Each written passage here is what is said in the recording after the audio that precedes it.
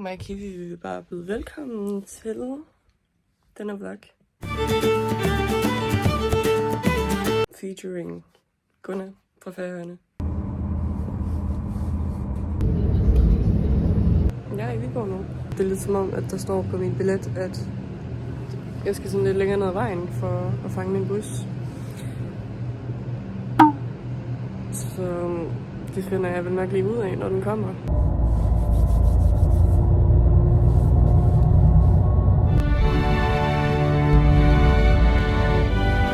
Vi er nu på færgen på den kære lille Monsterlinje, der engang prøvede at strike me down. Der er ikke sådan overcrowded.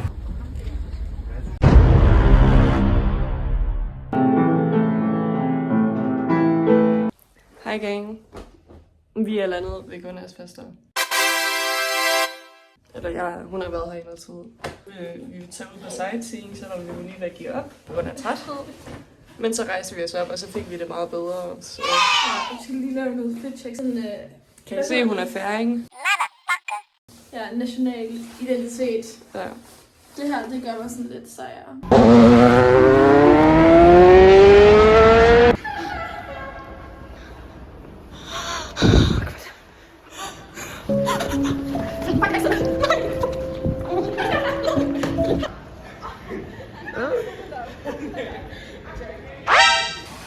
Kan ikke sådan... Prank, vi er i København stadigvæk. Skål! Det ser lilla ud. Eller rødt, jeg ved det ikke. Det er kakao. Vi er stået op nu, gang, og vi vil tage videre hen til lufthavnen. Vi ses måske på toget, hvor jeg laver science på igen.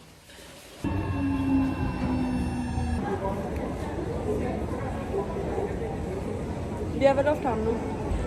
For en gang skyld, så var lavkagehuset det billige option. Sandwiches koster 110 i en lufthavn. Det er ikke særlig eventfuld, det her. Der er overhovedet intet at sige til det.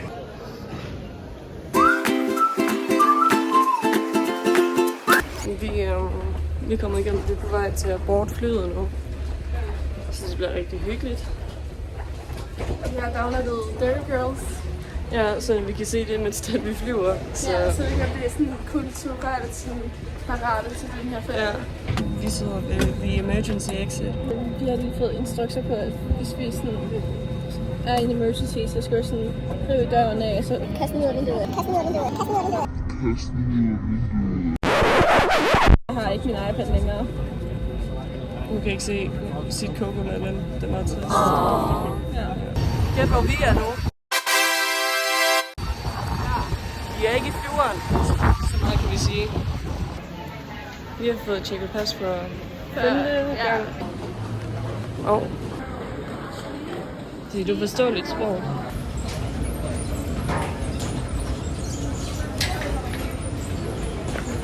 Vi har vores kufferter nu. Min der har fucking åbent, så jeg ser bare nogle af mine ting ligge på det der skide rullebånd. Skide lidt i bukserne, men jeg tror, jeg har det hele stadigvæk. Så vi prøver at komme hen til hotellet.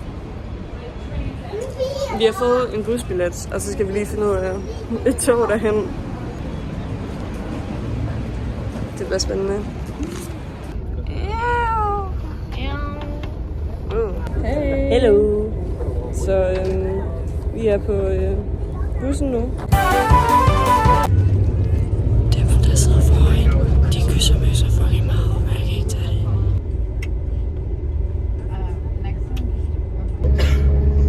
Det ved jeg ikke. Vi er på toget nu. Vi er af toget nu. Da, da, da, da. Det var smart, det her. Der er et lille spejl, halløj. Vi har et lille fjernsyn. Det har det udsigt fra det ene vindue. Det har det udsigt fra det andet vindue. Oh my god. Så er det ned til receptionen. Hvad er der herinde? Absolut intet. Der er kaffe, eller der er til te og mælk og sådan noget. Eller te. Der er til te. Et badeværelse. Mit badekar.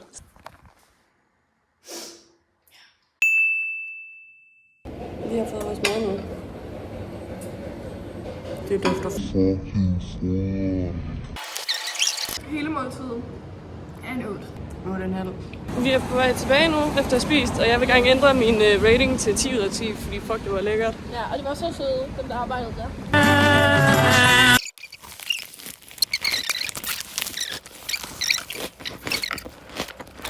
Vi er på vej til havet for at tage på en lille bådtur. Så det stopper efter sådan 4 stops. Der har vi lige fået at vide, så det er ikke særlig fedt. Så vi skal finde et nyt tog. Vi løb, vi er her.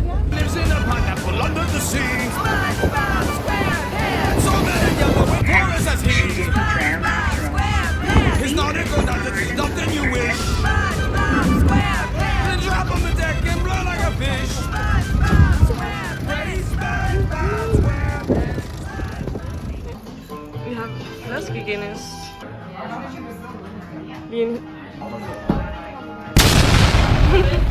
Vi var nødt til at bestille en Uber. I never went to Ovo Jabber.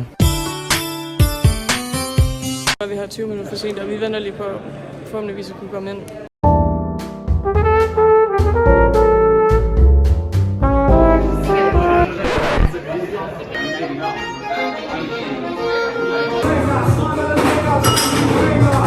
Hej gang. Vi har været ude på... Der sad 2 rigtig søde kvinder, og sådan, de var egentlig sådan low-key klar på at mingle, og sådan klar til at lave folkedans med os. Men sådan, vi var ikke helt sikre på, om de var klar på det. Han gav os en hel masse gode steder at tage hen. Vil du rate den her aften? Jeg vil rate den, faktisk en 7 ud af 10. Altså, jeg vil nok rate den en sådan 8 eller 9 ud af 10. By the way, sådan, mens vi har været her, ikke også? Altså, vi har fået en del fucking dirty looks fra folk. Ja, altså de tænker bare sådan, hvad folk kan lige rundt og pynter sig og sådan noget, tænker jeg bare. Ja, jeg tror, vi er lidt professional. You made everything alright.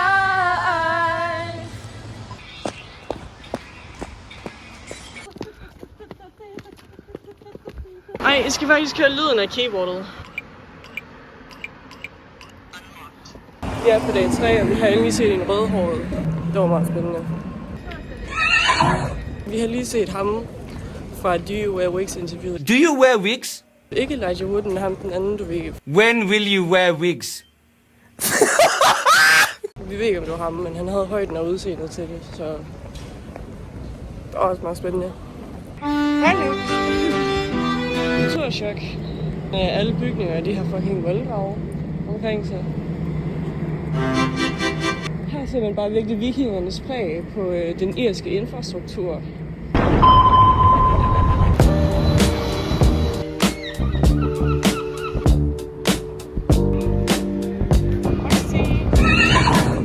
Vi er her. Guinness Storehouse. Vi er ankommet. Der er en grown-ass man og hans søn, som der bare er mega smidt foran i køen, så de går under sådan ting. No shame about it. Must have been a man of great vision. So if you look very, very closely at the bottom, recognize as it is one of the most famous.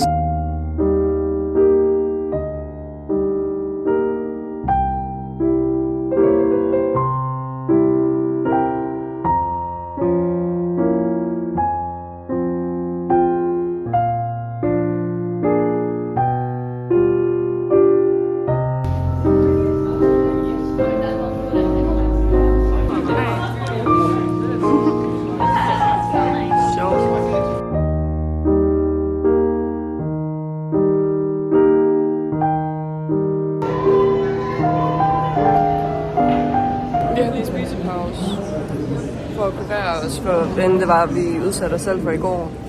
Jeg har fået en sausage roll. Meget interessant. Hun har fået En cheese toast, det hedder det på engelsk. Vi har givet op. Vi sidder med. Jeg tror, der er nogle små børn, der har taget inspiration fra os. Men det er fair nok.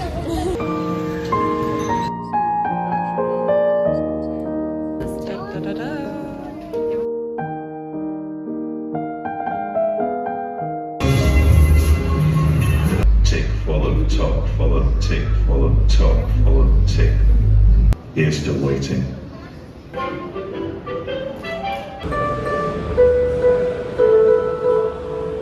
Guinness nummer 3.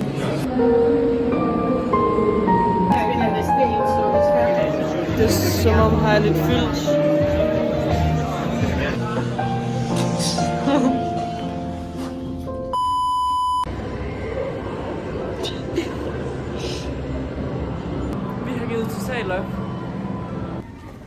Vi har brødet endnu. Vi skal have noget kaffe og noget at spise, hvis vi skal komme videre med livet. De vil spise de lille afrikanske barn fra South Park. Vi er på Temple Bar now. Nu. Mad er ankommet. Maden var ikke ligefrem imponerende. Actually, I think this might be very good.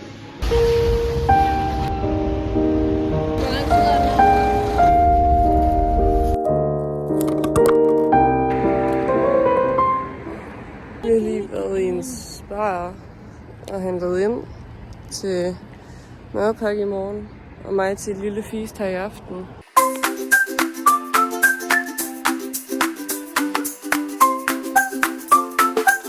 Jamen, hej gang. Det regner ret meget. Jeg har været smart nok til ikke at pakke regntøj. Der er en anden, der har været smart nok til at pakke regntøj. Vi står og venter på toget nu, som er 10 minutter forsinket. Er vi ikke vant til det efterhånden? If you're from a country that has proper mountain ranges, you know, 20,000, 15,000 feet high, you're probably Hej, velkommen til min Humble Poncho. I er lige nu inde i. Det er ligesom sådan en Luna fra Bamse. Godt at du har givet mig et københavnsk accent. Så tror jeg måske bare, vi skal der.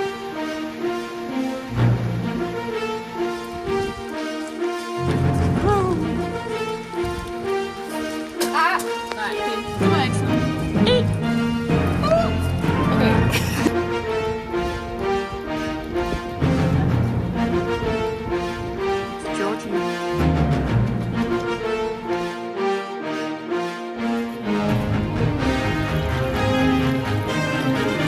Jeg føler sådan, trappen den fortæller meget godt og vel om, hvor meget det egentlig sådan regner lige nu.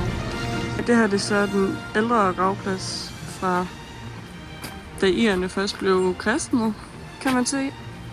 På grund af, hvad kalder man de der runde kors?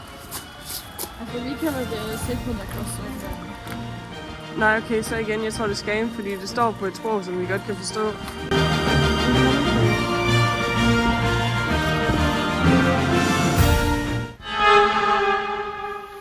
Slenderman.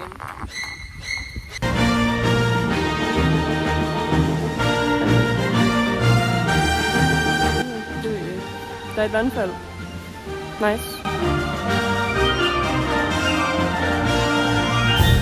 Vi lukker løber for sådan at finde op på lake, fordi vi blev den lovet. Og sådan halvdelen af tiden er allerede gået. Jeg tror low-key Hurricane Amy er noget herovre, fordi what the fuck. Det bliver så ret fucking hæftigt, guys.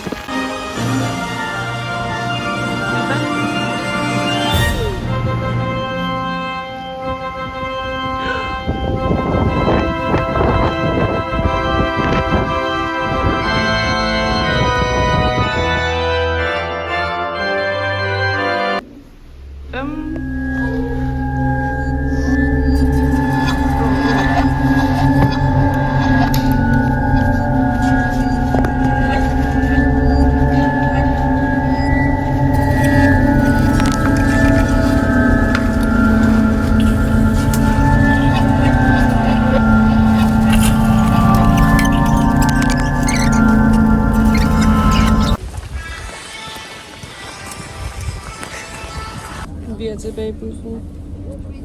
Nogle mere ved end andre på mystisk vis. Vi skal få The Brazen Hat, som er den ældste pop. Eller nogle hat. Vi skal have hat. Update. Vi er lige blevet talt sådan 3 gange, og kære lille her buschauffør går ud igen. Så jeg tror, vi mangler nogen. Der er nogen, der saboterer vores planer. Prøv at se, hvad de har stået frem til os. Jeg har sagt selv den lige nu. Ja, vi har outfit-krise lige nu, by the way. Mit hår ser ikke særlig godt ud, men vi er på vej ud nu på druk. Vi skal drikke. Mit hår ser heller ikke så godt ud, fordi jeg har taget slik på. Men jeg har ikke nogen produkter i mit hår, så det kommer til at sådan pille ud. Men så kommer jeg bare til at med spørge. Sådan, ja. Ja, mit det er bare stadigvæk vådt på mystisk vis. Så... Gunnar fangirl.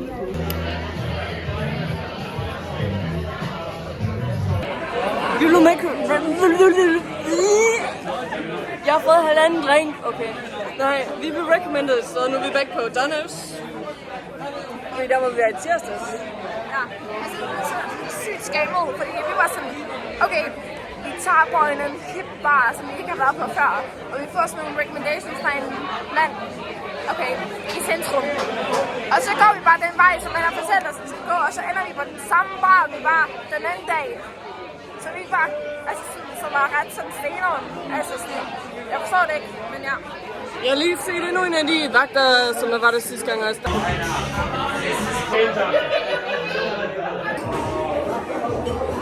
Gunnar skal drikke en med drinks! Gunnar skal drikke en med drinks! They ask you how you are, you just have to say that you're fine when you're not really. Jack, jeg spiller swastika. End of the game, we're all taking a video of how bad it is. Oh, fuck. So, I met these two babes. We walked to another pub with these guys. And then they never turned around because they're too busy sucking each other's cocks. They busy smoking each other's cocks. Hej gang. Klokken den er nu 8 minutter i 2. Gunnar skulle have det der piercing halløj gjort nu. Klokken 2. Op på O'Connell Street.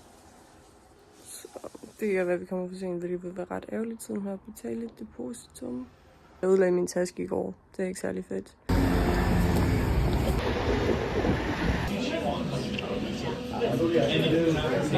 Vi spiser igen. Hej gang, vi er all dressed up now. Vi sidder bare og pregamer lidt vin her. Så vi er lidt mere socialt. Og vi har købt nudler på forhånd, som vi kan spise, når vi kommer hjem. Så det bliver rigtig nice. Så... Good times, good times. Vi er på vej væk nu. Det var ret kedeligt, så vi tager tilbage til Donner's. Fordi det er bare så meget bedre. Ja. Man ved, hvad man får. Man ved, hvad man får. Guinness nummer... Spørgsmålstegn 7-8, tror jeg. 6, 7. Vi løber hjem, vi gider ikke mere. Vi vil virkelig ikke mere, vi vil bare gerne hjem. Vi sidder på køkkenbænken. Lad os håbe, jeg ikke bliver blackout. Fuck, jeg ser fucking ud. Lad os håbe, jeg ikke bliver blackout. Vi har lige stået og ventet på bussen. Makker skippede stedet, altså vi stod en hel fucking mennesker dernede. Jeg ved ikke, om man kan se det stadigvæk. Men Makker skippede os, så nu går vi lukkelig bare. Vi ses måske ved dinnerparty igen. Nå, hej. Jeg sidder og sveder den. Vi har lige spist. Vi har fået en spicy margarita. Og lidt nachos, som I kunne se. Det var ret fucking nemme. Og så sidder vi og venter på, at Spencer og Jack, de er her. Fordi så tager vi lige en lille dinner ind, at vi begge to, eller ja, også begge par, vi får hjem igen. Deres tog, det brød sammen. Så det er derfor, de er lidt forsinket på den. Men vi venter på dem. De kommer om cirka 3 kvarter, 5 minutter. Vi ses, når Spencer og Jack de er her. We had some advice from this Irishman today, and he said there are two things that will ruin your life. It is slow horses and fast women. So don't have those in your life. Otherwise, you'll have a great life. Do you have anything of your own? Do I have anything of my own? You know what? Every day, try and learn something. You know, school's never over. That's great. Climb a mountain, climb shit. Do that all the time. Go see nature. Fuck the cities. Fuck the rest of that. Go see nature. Talk to strangers too.